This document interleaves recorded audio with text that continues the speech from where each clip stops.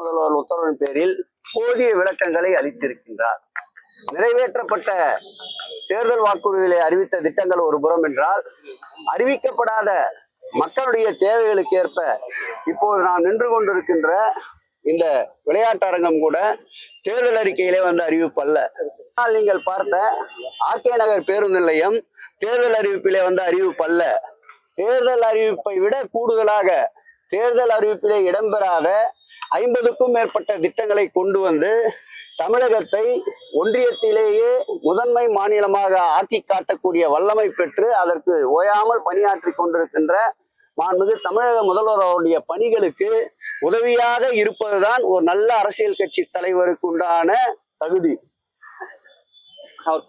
இந்த தகுதியில் எதுவுமே இல்லாத அவர் கூறுகின்ற குறைகளை ஊடக நண்பர்களும் தொடர்ந்து அதையே திரும்ப திரும்ப கேட்டுக் கொண்டிருப்பது ஏற்புடையது அல்ல. அவர் 13% மதிப்பெண் தான் கொடுத்திருக்கிறார். நீங்க தேர்தல் வாக்குறுதிகள் அவரு கட்சி தலைவர் கண்டதுக்கு மதிப்பெண்ணே கொடுக்க முடியாது. அவருக்கு மதிப்பெண்ணை கொடுக்கணும் 0 தான் கொடுக்கணும்.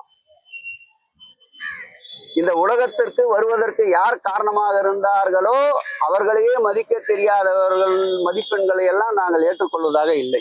செய்திகளை உடனுக்குடன் தெரிந்து கொள்ள கீழ்கண்ட கேபிள் மற்றும் டிடிஹெச் நெட்வொர்க்குகளில் எம்நாடு செய்தி தொலைக்காட்சியை காணுங்கள்.